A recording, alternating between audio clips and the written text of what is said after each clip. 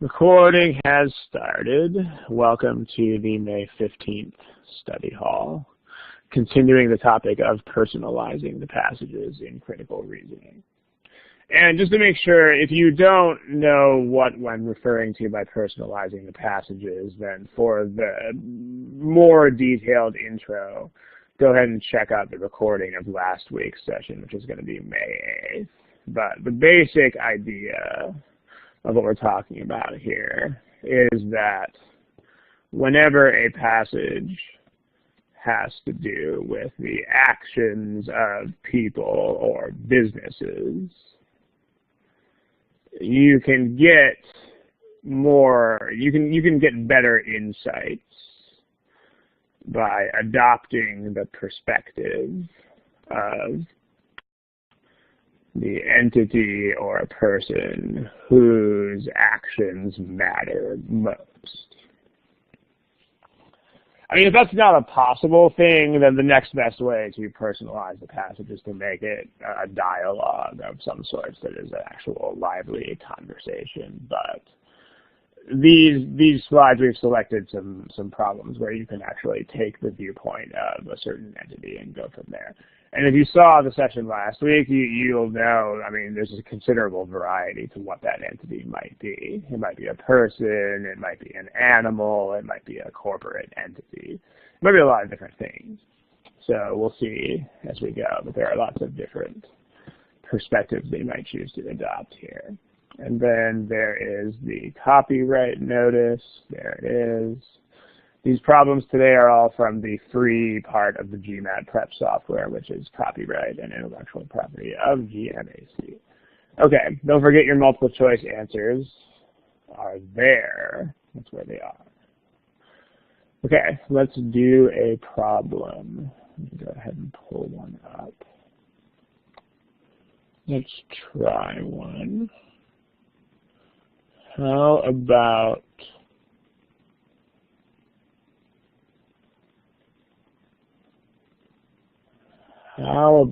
this one right here? And remember where those multiple choice answers are found.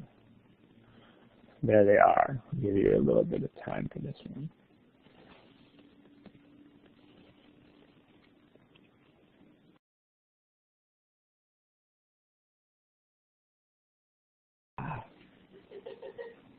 Okay, time's about to beep here. If you are still making some sort of definite progress with this, then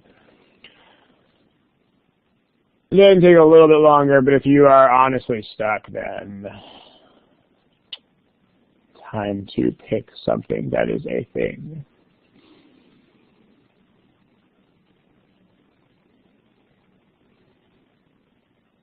Okay, still a couple of you guys who don't have choices picked. There's Abhishek, Kyle, Nipur, and then a couple of people who are not logged in right now.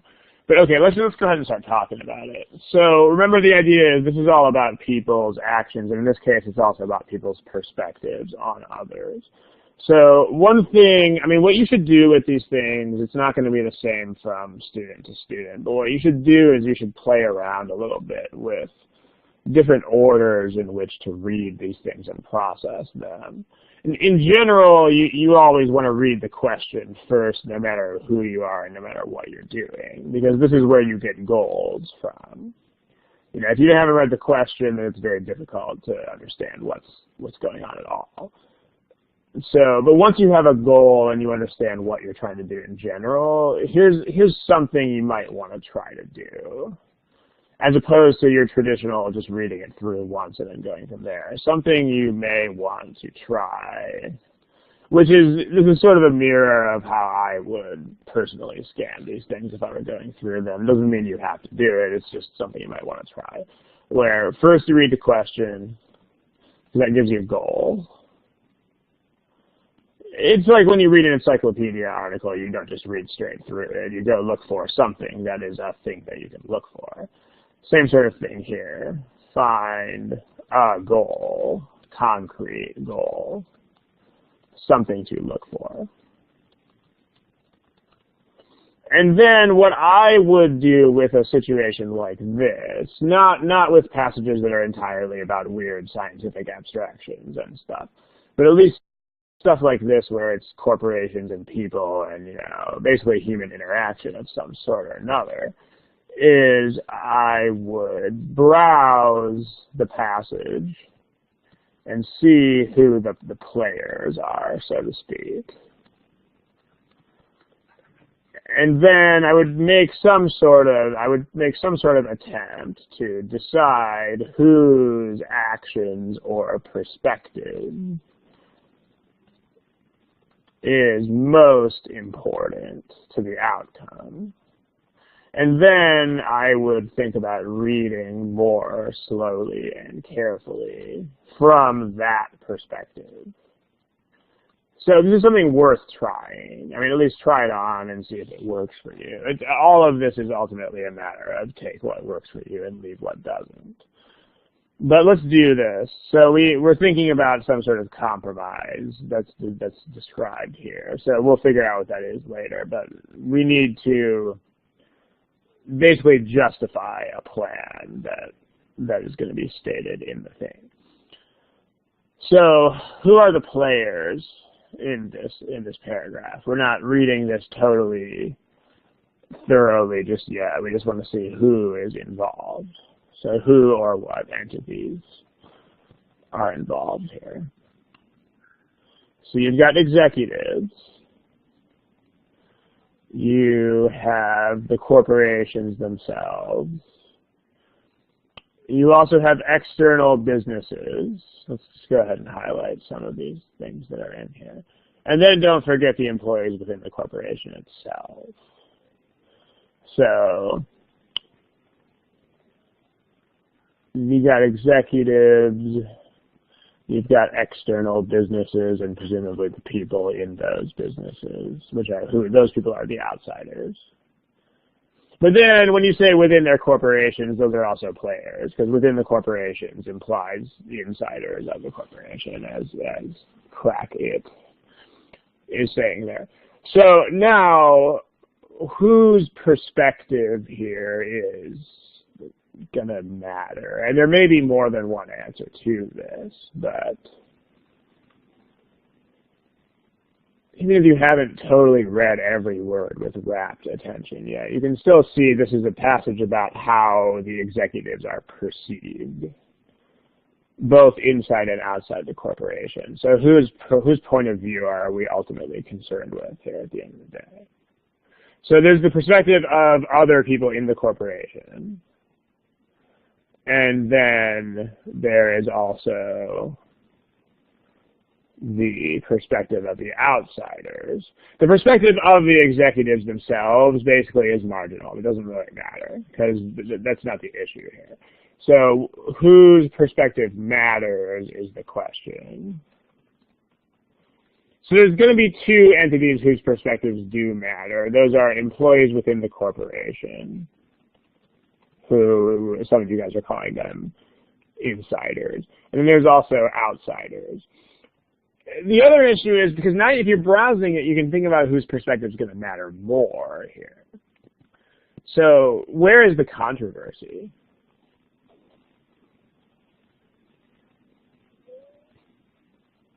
Like, which of these perspectives is presented as pretty much one-sided and not really much subject to debate? So, and if you're not sure, you could always just throw both of these perspectives at the answer choices, but you can be more efficient if you realize whose perspective is really going to be the one under debate here. I mean, this is where we can read from both perspectives and just kind of see what happens. Okay, so let's do that. Like, if we are reading as internal employees, there's this potential issue of making a rigid hierarchy that gets in the way of communication. So that seems to create some cognitive dissonance or some sort of issue. But then, if you read from the perspective of outsiders, this seems all pretty straightforward and one-sided. Like, a title can facilitate the executive's dealings with you guys, the outsiders. You guys are unilaterally helped by the use of a title. So, when you read this more carefully, it becomes pretty clear that the perspective of the outsiders does matter, but it's not really a controversial thing. So, the use of a title will definitely help the outsiders. So they're good. So really, it's the perspective of the inside employees that's going to matter here. So let's go ahead and read these things from the perspective of internal employees. So the perspective is, we don't want to use the titles in the corporation. That'll get rid of this potential issue. So we need further support here. We need another reason from the standpoint of internal employees. Like, why else would it be good? So another thing that can help for you to do is to create a concrete question that you can toss at the answer choices, just so you can keep a goal in your head. So a concrete question that you can throw at the choices: is this plan a benefit for internal employees? Or also, the other way to support something besides showing that it benefits them is to also show that it doesn't hurt them. So, does it not hurt internal business in a way that it potentially might? Because that's always a thing too, right? I mean, if you stave off a potential problem, that's just as good as actually having an extra benefit. So, right. So Angelica says, from employee perspective, yeah, right. That's a problem when you're thinking about this, because you're thinking, you know, I mean, employees inside the corporation, they don't live in a bubble. So, you know, when you read this, again, the more, like, if you think about this from the standpoint of an actual employee, you're going to think, you know what, guys, I'm not stupid. I mean, even if they pretend not. Yeah, exactly. Like, the exact same thought. And when you think from that standpoint, a lot of you will have that thought too. Like, they might take that 4-word title off of their name tag. You know, they might just be Susan instead of like VP of Marketing Operations. But we still know that when they go out off campus that they're using these titles, right? So that might be a thought that you have. So if you have that thought, that's going to be what they go for here. But even if you don't, you still have this concrete question that you can throw at the choices, right? So only small corporations can preserve an atmosphere of mutual respect and high regard, blah, blah, blah, blah, blah, blah, blah. What does this mean to, and then the question that you will always hear me throw at everything when it comes to critical reasoning. What does this mean to a 10-year-old? There's a lot of big words in choice A. What does this mean to a 10-year-old? Can anybody explain that to me? As a 10-year-old, I definitely don't know what out of scope means. I mean, that's one phrase that, honestly, as a longtime moderator on the forum, I get a little bit irked by seeing people throw that phrase around so much, because it's not a particularly helpful phrase in the sense that, I'm kind of going off on a tangent here, but when people say out of scope, they mean one of two things by that. The first thing they mean is anything that's not written in the question, which is, unfortunately, an incorrect perspective. I mean, a lot of things that are essential are not actually mentioned. So if people say out of scope to mean strictly what has been brought up, that's not workable. The other way people use it is to mean anything that is relevant at all, but then the problem is you wouldn't know what was in or out of scope unless you already knew how to solve the problem. So, meaning this whole phrase out of scope is kind of jargon that doesn't terribly help anybody. So I would suggest staying away from it and staying with stuff that your 4th grader would understand. So yeah, what that means is if you know, I mean, inferiority is still kind of a big word, but we're getting there. Yeah, I mean, they don't. I like the way that Angelica puts it, where, and I can make it, I can take what she writes and make it even simpler by saying that, because I mean, rigid corporate hierarchy here. That refers to using what things? What is that in one word? That means using titles. Yeah, titles. Not just structure, but specifically the titles that we are actually arguing about here, right? So what choice A means is that medium and big size companies need titles. So this choice goes exactly the way that you don't want it to go, because we are talking about not using them. You know, or at least not explicitly using them. So this is black when we want white kind of thing. B is, it's probably even more clear without even rephrasing choice B that it's the wrong way as well, because B says that using a title will actually create additional respect among insiders, which is, again, a reason to use titles. We're supposed to be justifying a compromise in which titles are not used. So this is, to say the least, far from ideal. C says, even if you know that they use them off campus, you don't care. It's not going to rub you the wrong way. So in other words, there's not going to be negatives from outside use of titles. Yeah, and then that's Angelica. That's almost what you exactly predicted earlier. So this is definitely the choice that we want. Because it staves off, it's not necessarily an extra benefit as much as it rules out a way that would potentially hurt internal business. As far as D is a lot like A. I mean, here we are back to cheerleading for the idea of using titles again. Like, just basically, in terms of how would I explain this to a fourth grader, I would just write that. Titles equals good. And then E, although many of them don't like them, the vast majority have no qualms. Well, this is the people whose perspective we don't particularly care about. Because it's not the perspective of the executive that matters here at all. It's how everybody perceives. It's how everybody else perceives the executive. So, but notice what is the most important step of this, at least from the way I'm constructing it in my own head, at least, and from what I've seen work for a lot of students, is answering questions like this one.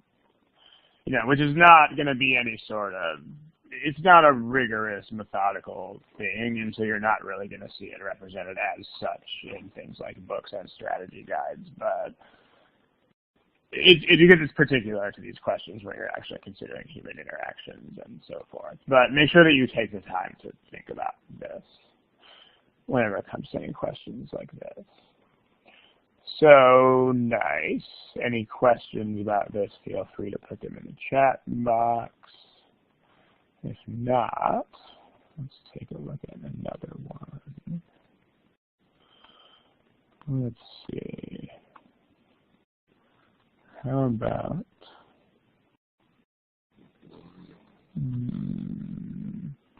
if you guys hear a snorting noise next to me, then that would be a French bulldog. How about this question right here? Go for it. Not quite as many words in this one, so I'll give a little bit less time on the timer. There you go.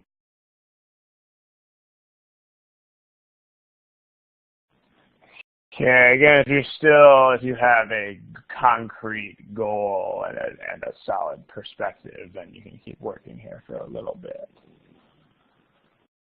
If not, then let's hit it and quit it pretty soon.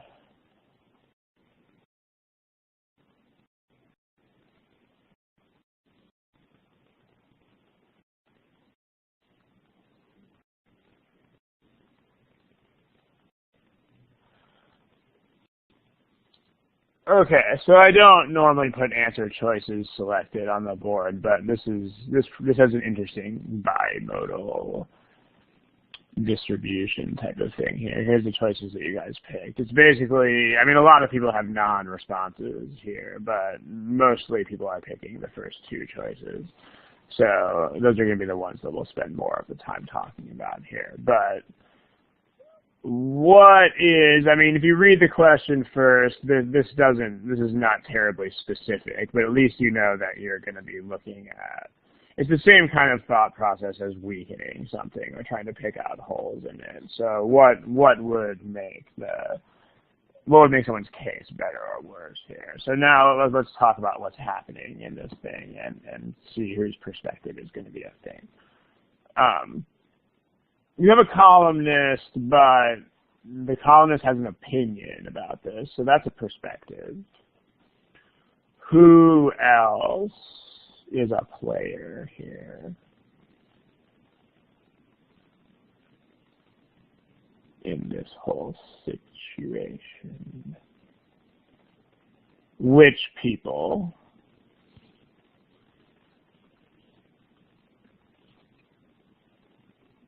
So while you guys are typing, the question is, who are the players? Like whose perspective should we adopt? Yeah, right. So who's involved? I mean, really, you've got only two people here, which are the columnist, and then you have this big long string of words. But this is basically people who might actually eat foods with this artificial fat. So there's not really much else in terms of perspectives here. So whose perspective is definitely more invested here? So whose perspective should you adopt?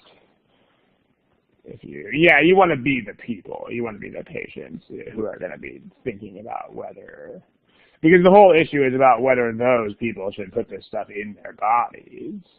And that's clearly an issue that is going to primarily affect them. So you should be the person who might eat this stuff. The people who are advised to are there's one crowd of people that this artificial fat is targeted at, and those are the people if there's anyone else who might eat this stuff, then there's no controversy described here. So, even if this stuff might be eaten by random people, those people's perspective is not particularly trenchant here because they don't face any issues. So, but okay. So be the person who might eat this stuff because they have been recommended to do so by medical advisors, doctors, dietitians, whatever you want to call it. So, okay. Now, what is the situation? Let's describe the situation in terms that our proverbial fourth grader would understand. And from the point of view of the potential consumer of the product. So, what is that? So artificial fat is no good, well, but is it? Is it no good? Let's go ahead and say pro and con here. Because the big problem with paragraphs is that paragraphs are inherently not terribly organized. So, from the standpoint of the person who might consume this stuff, we do have pros, and we do have cons. So, it's not accurate to say that the artificial fat is no good, because, here, let's put these in different colors. Let's say pros are blue,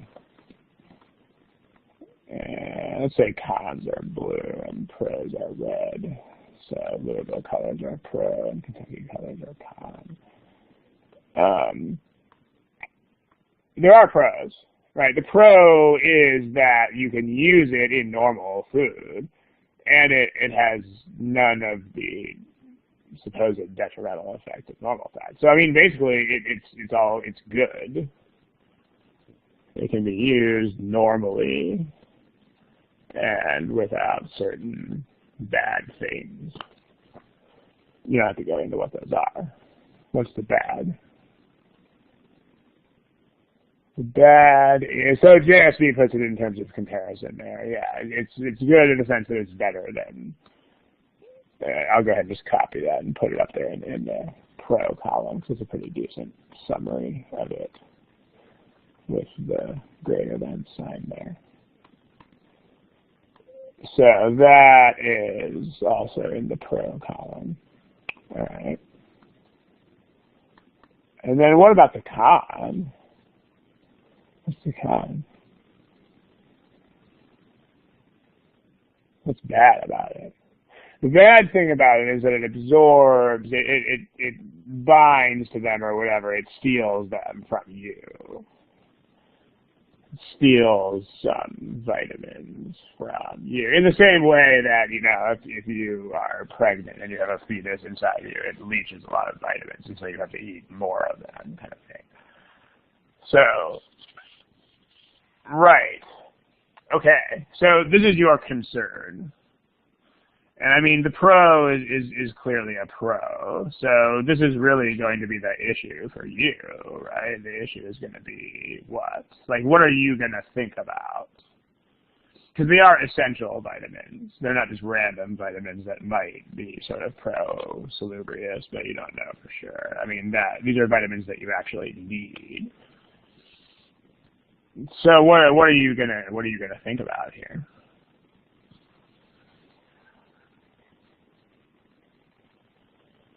And if you are the consumer, then you'll know right away that you have to think about this. Yeah, like let's name these vitamins, because I mean that way the more specific you make this, easier it's going to be to think about it. In the same way that you can personalize, you can also specify. I mean, let's say that it steals vitamin C. So in other words, the way things look right now, if you eat this stuff, you're going to get scurvy. You're not going to get any vitamin C. Oh, bad news, right? So, yeah, so you need to get it. You need to see if you can get that. So that's the key issue that you're going to recognize as the key issue is, can I get back the vitamins that the artificial stuff steals from me? Because if you can't replace those, this is definitely going to be a non-starter. If you can't, I mean, you can't. They're essential vitamins, meaning you can't live without them. So this is going to be the key issue. So this is a super, super specific question that you can throw at this stuff. Is at each answer choice you can throw at the choices this question of, is this evidence that I can make up for the lack of vitamin C? That I can get back the vitamin C? So and I mean, remember, it's in evaluating, which means you're going to get non-committal answer choices. You're going to get choices that don't go one way or the other. They're just going to raise the issue. So instead of saying, is this evidence that, it's more accurate to say, is this relevant to whether? Because remember, you're not going to be saying yes or no here. You're just going to be raising issues that might pertain to this thing. So is this relevant to whether I can get back the vitamin C? I mean, it's in that same family as, in response to the question in the box, it's in the same family as all that stuff. Weaken, strengthen, evaluate, explain. They're all the same type of reasoning. So, well, A is basically asking this exact words. I mean, if you simplify this so that our hypothetical 10-year-old can understand it, this basically just means, can I get back to vitamin C by supplementing with it? Okay, well that's definitely the choice that we want, because it's pretty much the exact issue that we raised as soon as we adopted this point of view. which is pretty cool. I mean, if you are this person, you really can't not understand this, as long as you take the time when you read the passage to understand, oh, look, essential things are being stolen from me, and that's the only minus here. Other choices, what's the problem with choice B? And there's a couple of ways you could phrase this, but think about these. Think about the juxtaposition of these two things that I'm going to put in yellow. Think about the fact that both of those are in there. Whether the vitamins that the fat steals from you are in the foods that have the fat in them. Like, what if that's a thing, then what's going to happen to those vitamins? Who's going to get those?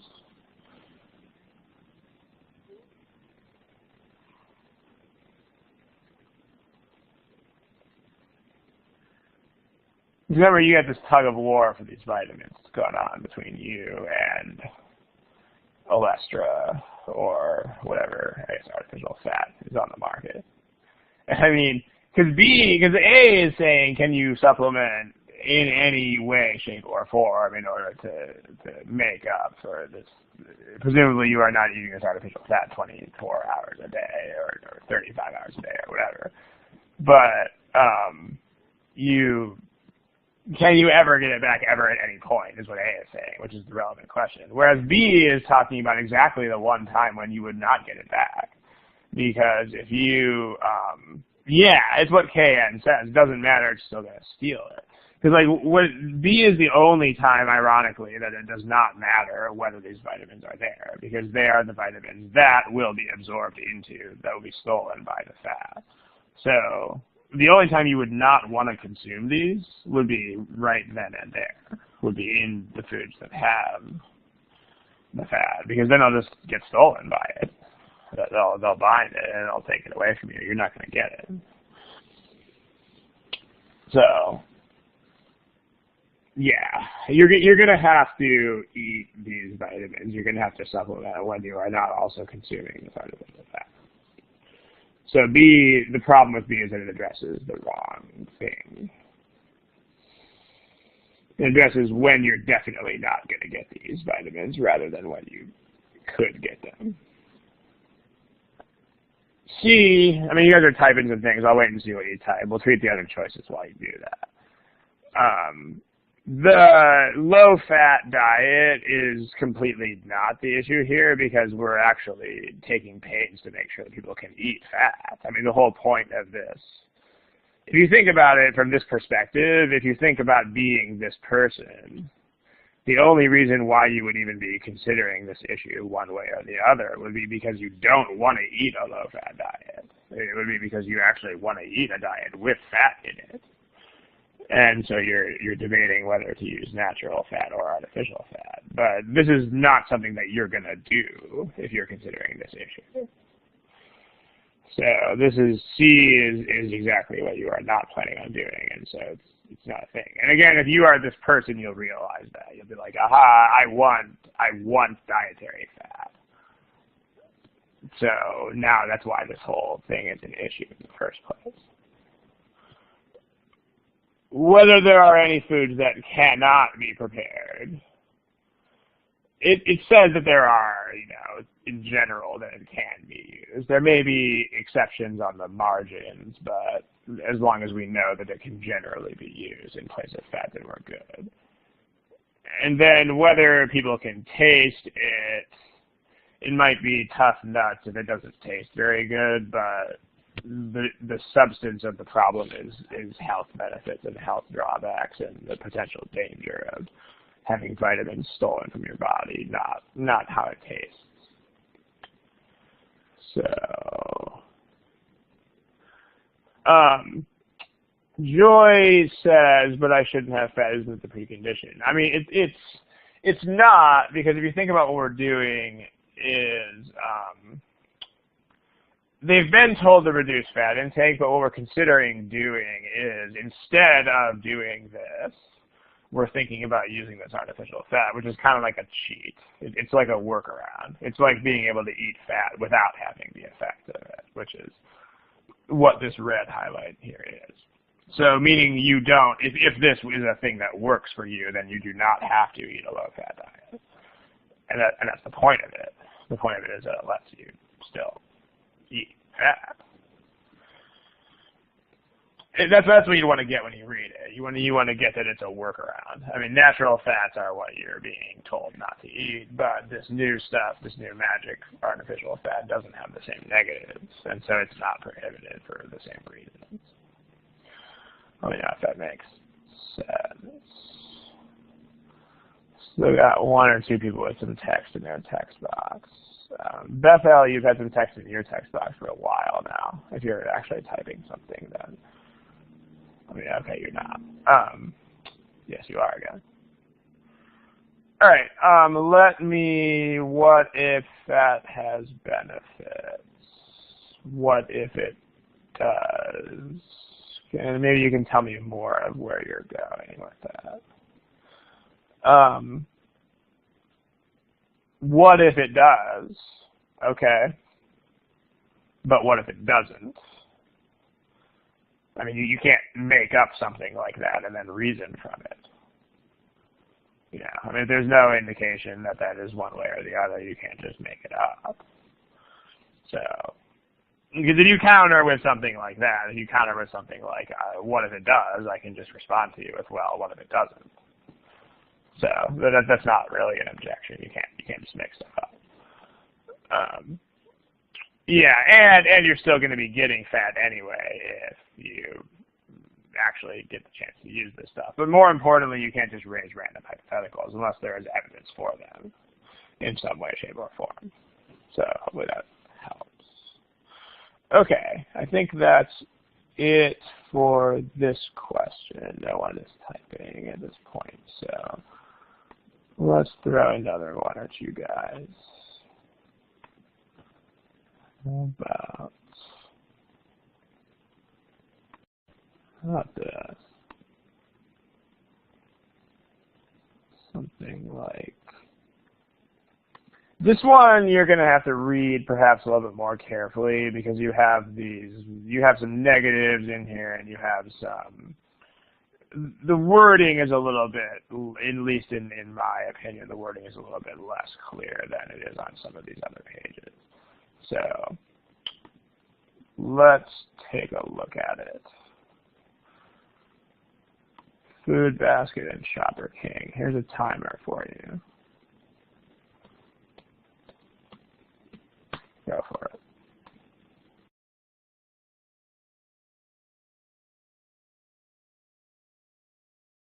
Okay, we have about 30 people in here and about 13 responders. So take maybe 30, 40 seconds at most if you need it. But remember, if you're genuinely lost or sort of just wandering through the text at this point, then it's time to hang it up. But go ahead and pick something that is a thing.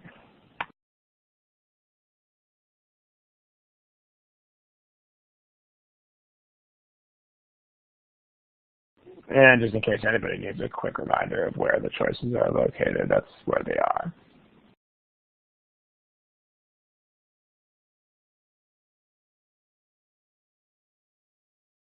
All right, let's talk about it. In this case, the personal perspective thing here is pretty straightforward because there is only one player, really. Who is that? It's going to be the shoppers at these grocery stores, right? So you be a shopper. Okay, you. So let's explain this in simple terms that our proverbial fourth grader would understand. Okay, they catch you on your way out of Food Basket store.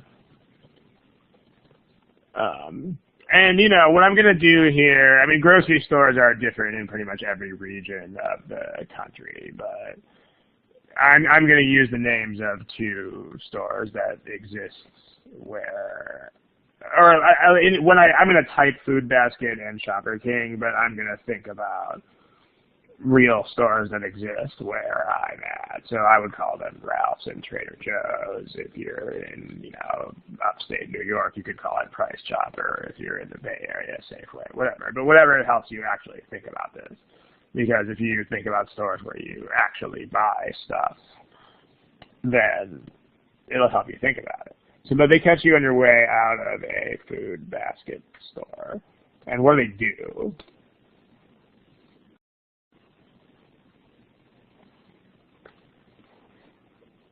Someone tell me in a lot fewer words than they do. What do with the stuff in your cart?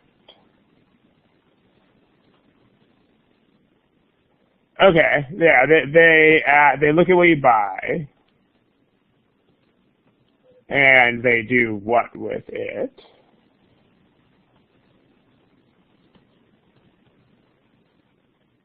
Yeah, they compare prices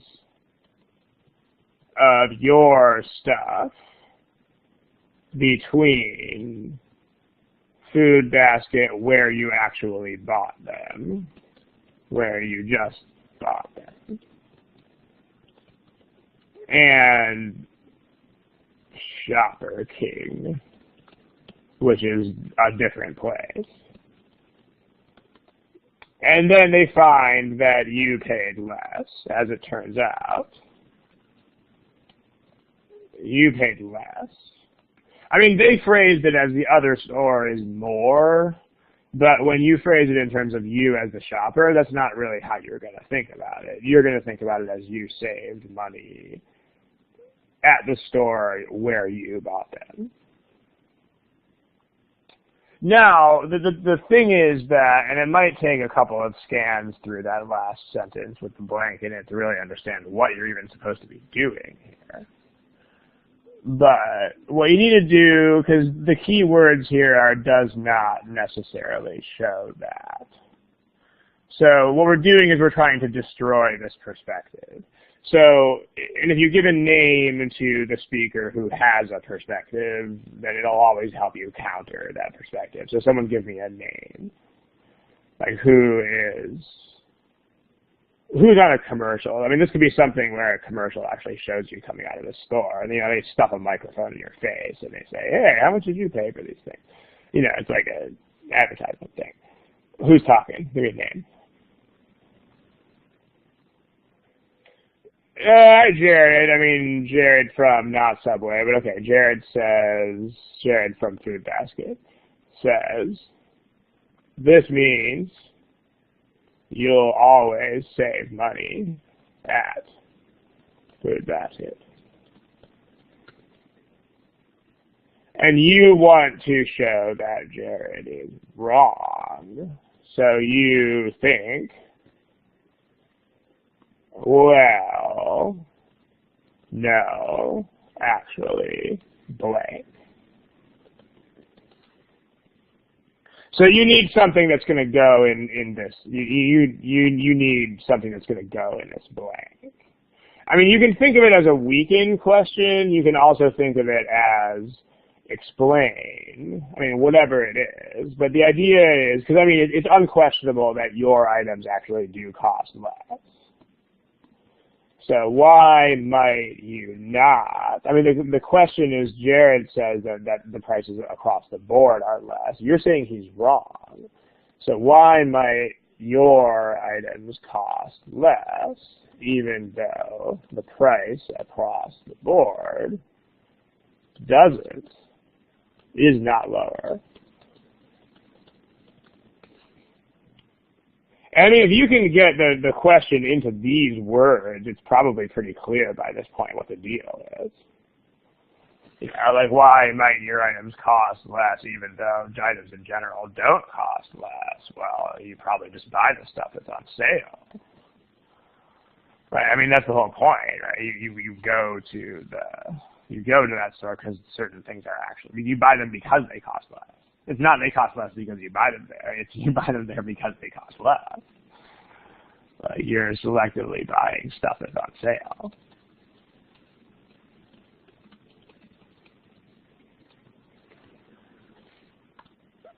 So yeah, I mean, that's kind of the only possible reason, because otherwise these statistics would contradict each other. Like the only way that you could get this to happen would be if you do what, at least in the U.S., what probably most grocery shoppers do, which is you buy the stuff that is marked down. So let's look for that. So this is,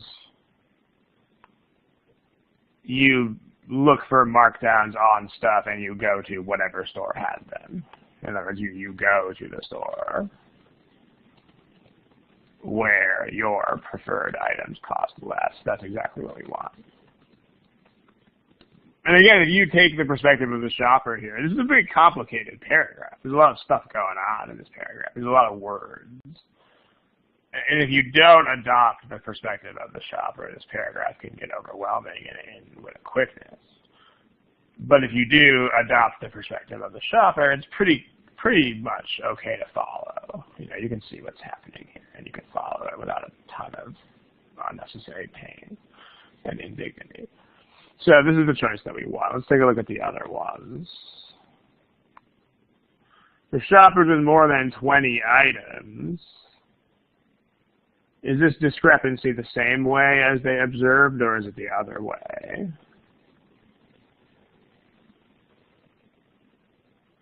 Yeah, this is the same direction. I mean, this is if you bought a whole ton of things, then the difference was even bigger, but it was the same way.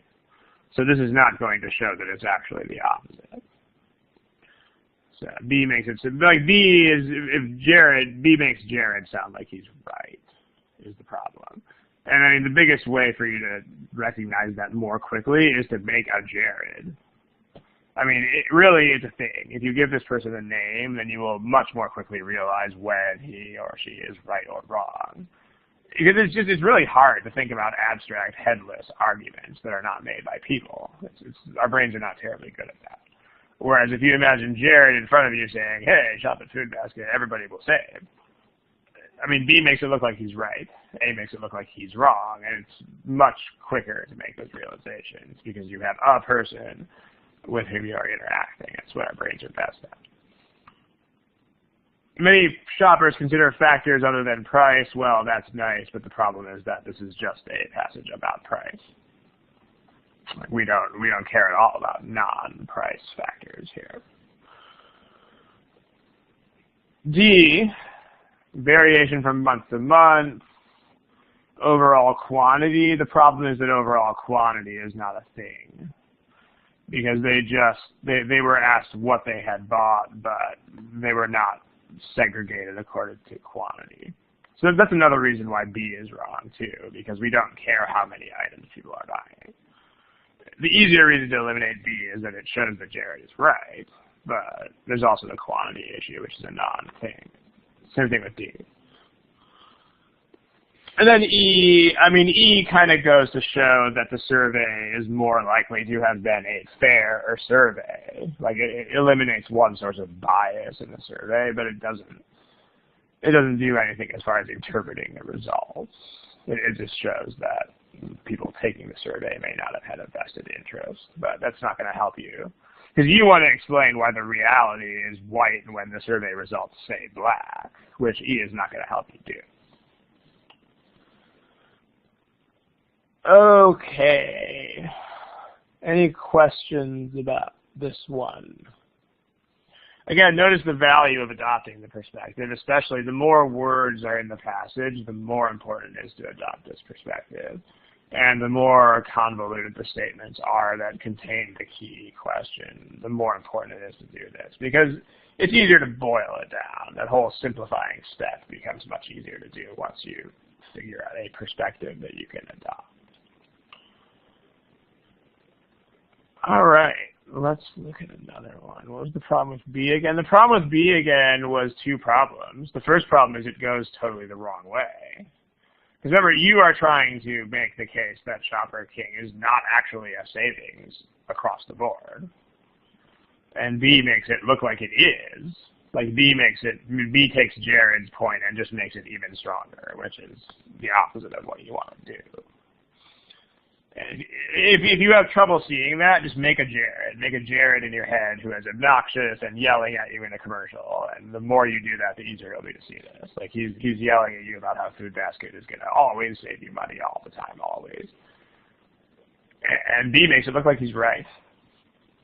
It's not what we want.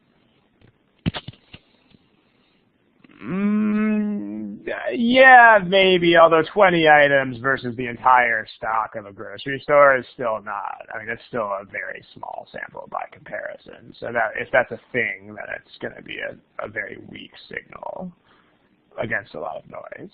I mean, it does move the needle a tiny, tiny, tiny bit in that direction, but only a negligibly small bit. So, I mean, grocery stores carry a lot of things. But okay, let's take a look at another thingamajigger. How about that one? Notice again, this is one of those things where it's an accept question, which means that you're basically going to have 4 correct answers and 1 not correct answer, and your job is to pick the one that's actually not an answer. So, give it a shot. Here's a timer. Have fun.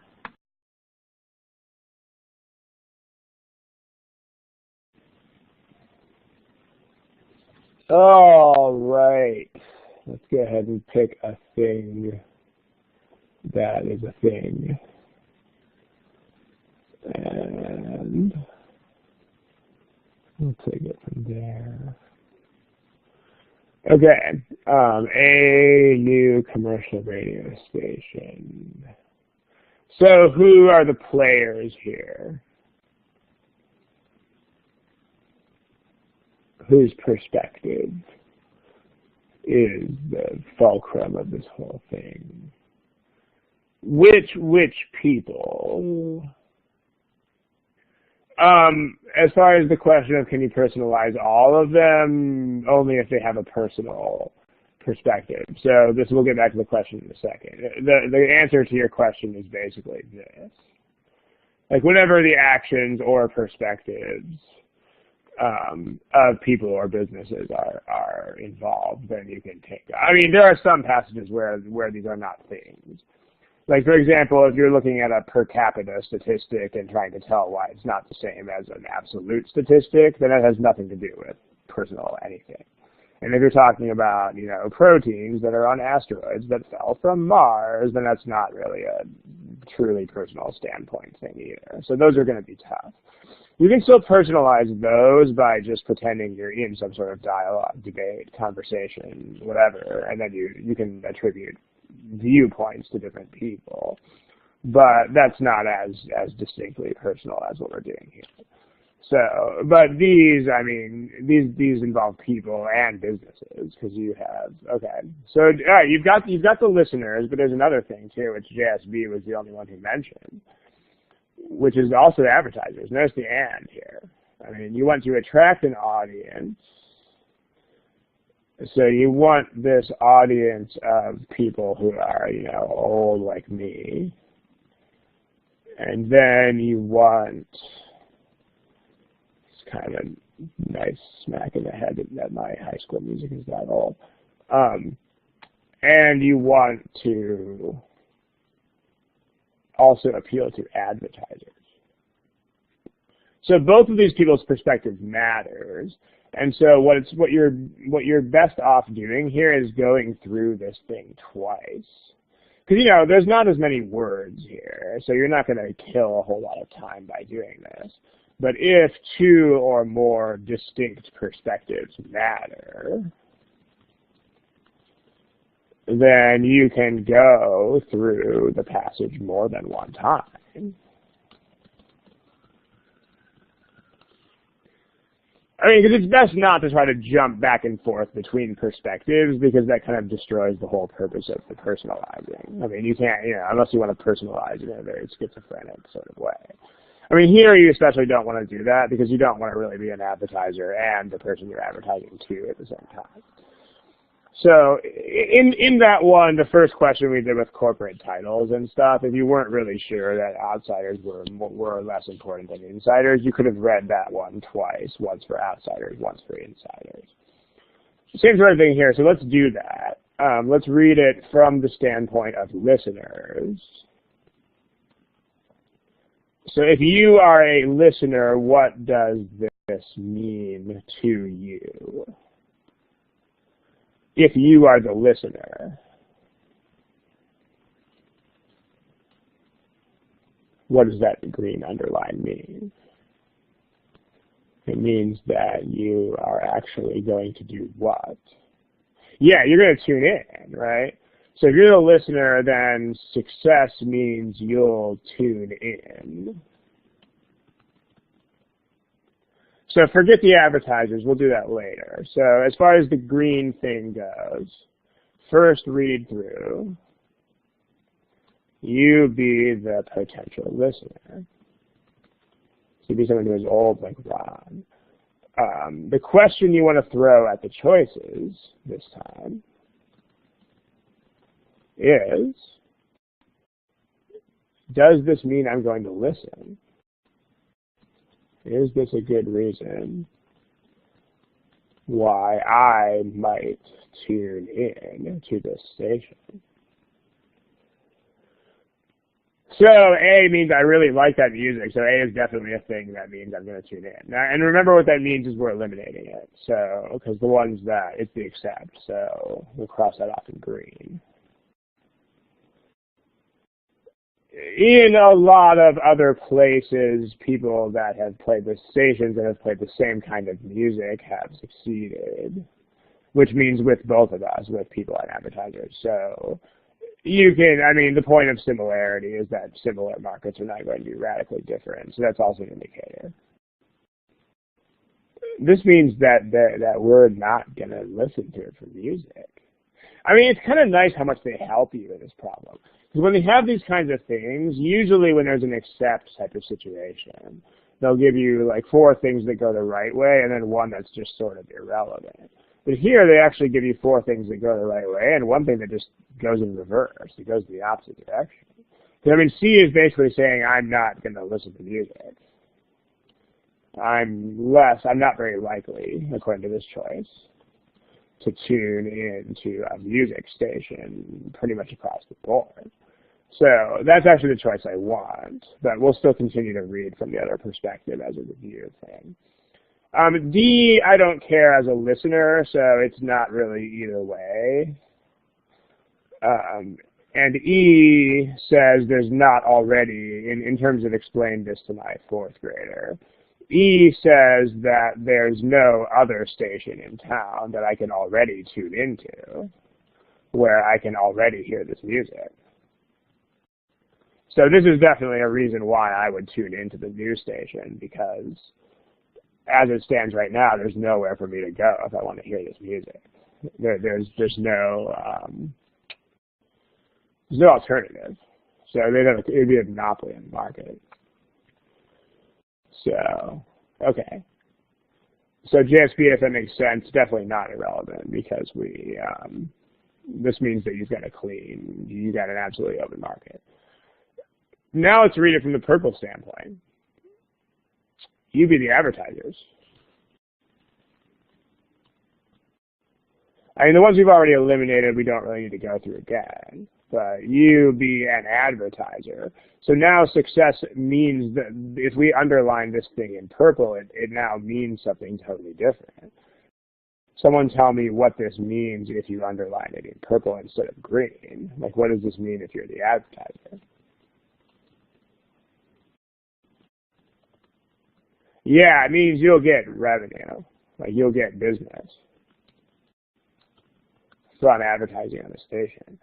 So C, again, implies that your target listeners are not even going to tune into the station. So C goes the wrong way for both of you guys. D says that the people who are tuning into the station are ready to spend money, which and are involved in purchases, which means that this is the prime target for advertisements. Like basically what D is trying to tell you is that these are the kind of people who will buy things, which if you are the advertiser is exactly what you want. You want people who will buy things to listen to the station. So, and if you go through with both of these perspectives, then we can, C is, they're being remarkably generous to you here because they give you a choice that is totally counterproductive for both groups instead of just randomly irrelevant. So they're being kind of nice. But if you're going to get a takeaway here, you might have to read through it more than once from multiple perspectives. And if you got to do it, you got to do it. Okay. Rajesh, if the audio is choppy for just you, then no one else seems to be complaining. I think it's probably on your end, unfortunately. I don't have clue number one, how to fix tech problems. Yes, C is the answer number one.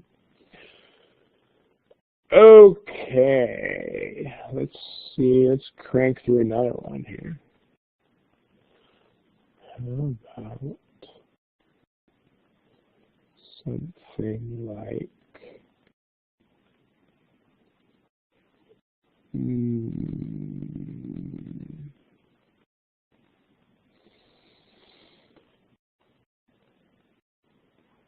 find one here that we haven't used. How about that? Good shot.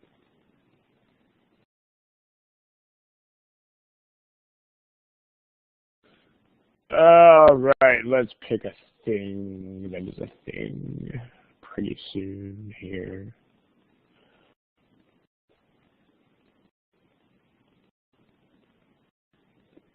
We've already got every answer choice picked at least a couple times, so if you have to guess, then no shame in guessing any particular choice.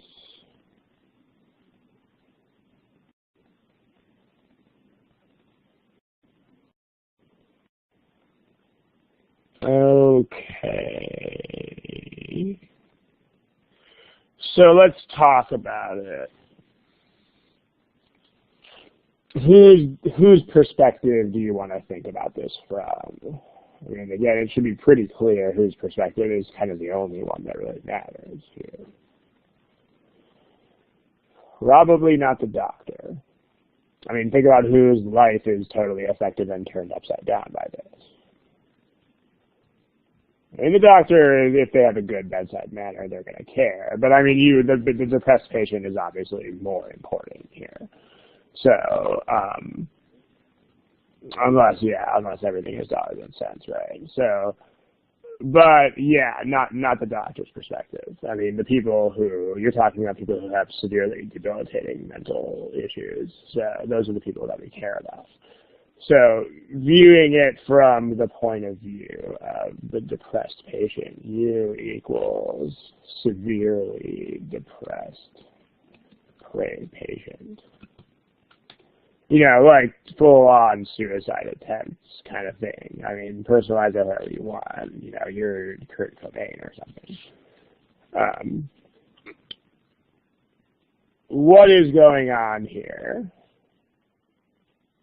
So the words in this paragraph are not as convoluted as some of the other passages.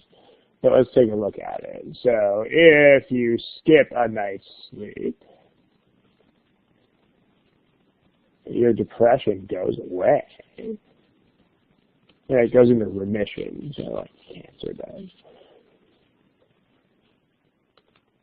And what the alternatives are, basically, they have lots of issues. The alternatives are really bad in other ways, too. So basically, the depression is really bad, and the alternatives are also really bad. So that makes this look really good by comparison with what we've been told so far. because everything else is really bad. So basically right now, this looks good, primarily because everything else looks really bad. Okay, well, and let's color code that to go with the comment. So what are we doing then? I mean, how, if we're going to explain, what if you are the depressed patient, how would you translate these blue words?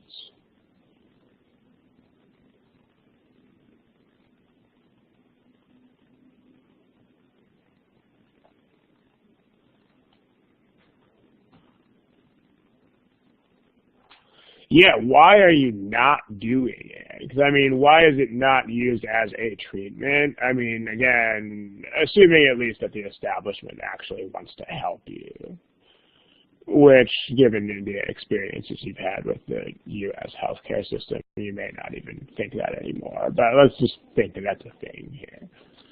So, if the system wants to help you, then why wouldn't you? In other words, like, what's so bad about this? Or unworkable about this? So, well, I mean, imagine that you are a severely depressed patient. I mean, and they tell you, so let's blank out the choices here for just a moment. And let's just think about this. And they tell you, hey, buddy, you can actually make your depression go away completely as long as you don't sleep at all. Where's the problem with that? Yeah, the problem with that is, you know, you kind of have to sleep, right? It's a thing. I mean, I really wish you didn't, but you do. So, and I mean, just imagine actually being told that. I mean, like when I put it in those dialogue kind of words, it's probably really, really obvious what the problem is. You know, but that's what this is. You actually want to, because imagine that some doctor is going to come up to you with a straight face and tell you this. And tell you, you know what, man, as long as you just don't do that pesky sleep stuff, then you're not going to be depressed anymore. You're going to be like, dude, well, I have to sleep at some point. So, here, just keep that issue in mind here. So, unworkable. So, A, a couple of you picked A. Maybe you just don't know what euphoria means, but euphoria is the opposite of depression. Euphoria is like, I'm on top of the world, amazing feeling. So that would be definitely not an argument against this. I mean, a sense of euphoria would be a nice added benefit, as long as there's no crazy come down from it, which it doesn't seem to indicate. So A would be a good thing, not what we want. B says it might be hard to do this, but it's not a downside. It just says that you might have some issues with compliance, but it doesn't argue against. I mean, keeping them awake is difficult, certainly pales in comparison to serious side effects or severely debilitating mental disease. I mean, I would take a little bit of difficulty in staying awake over these things if I was the patient. Because that's what B is. I mean, B is basically a value judgment where you just ask yourself, okay, which would I rather have? You know, difficulty staying awake, or severely debilitating depression / serious side effects. I think there's no question who wins that one.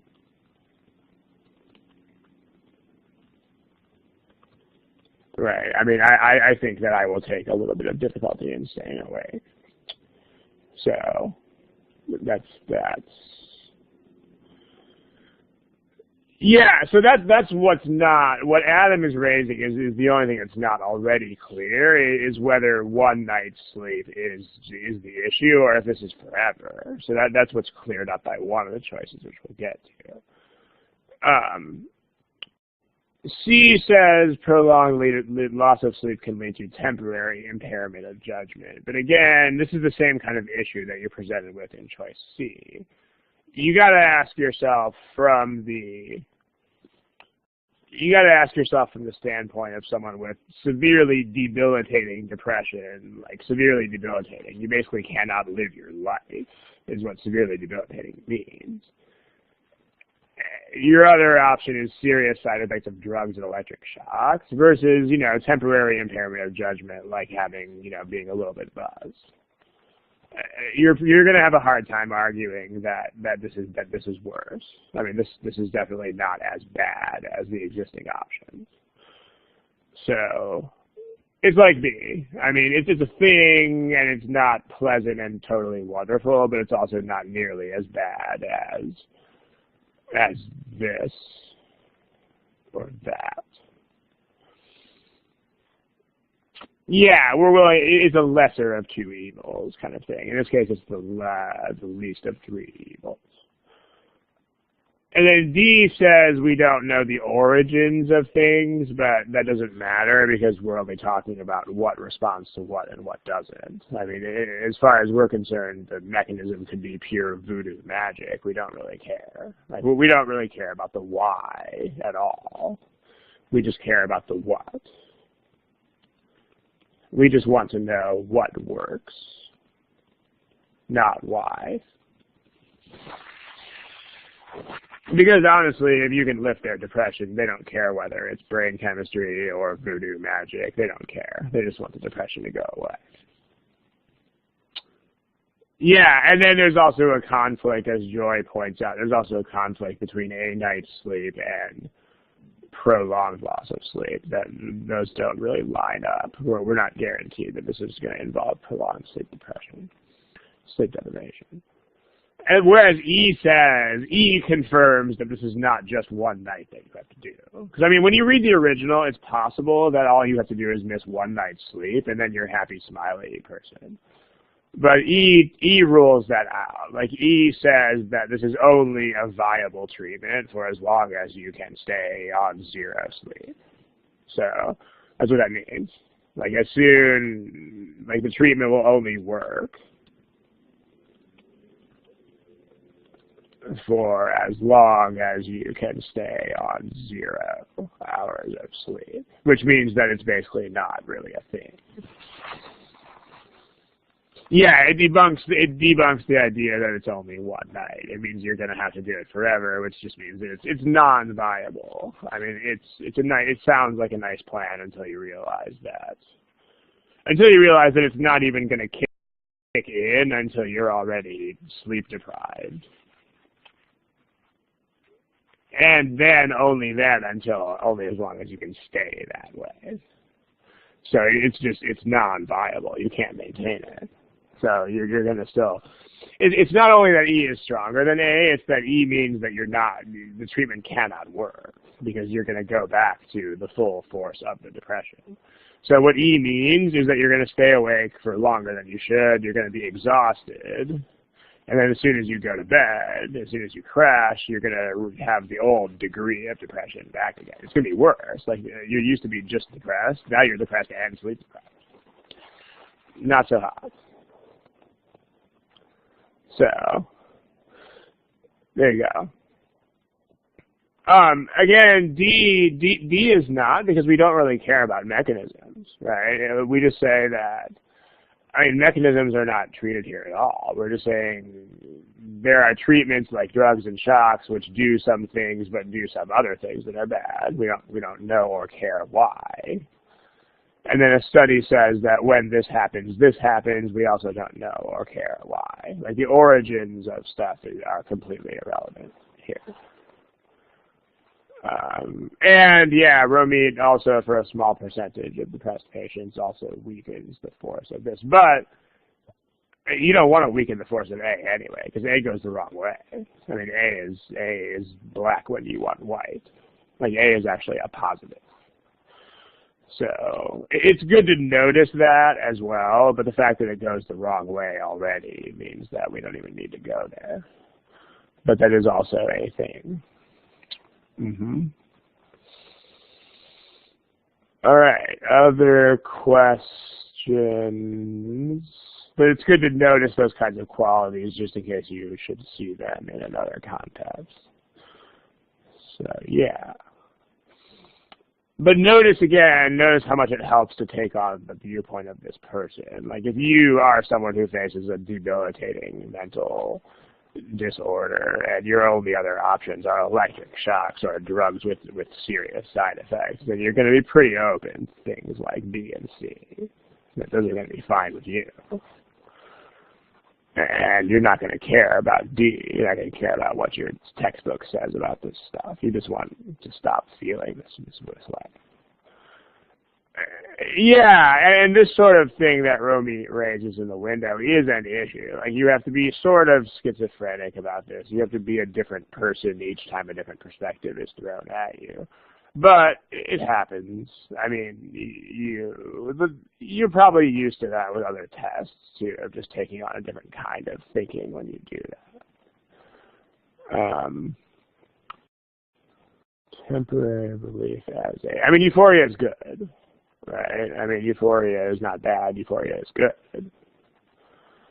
So you've got all the stuff you had before about it, plus another positive. I mean, there's no way that you can twist A so that it's a negative. Yeah, okay, it's temporary. Yes, it's temporary, and yes, it's only for a small fraction of people, but it's still good.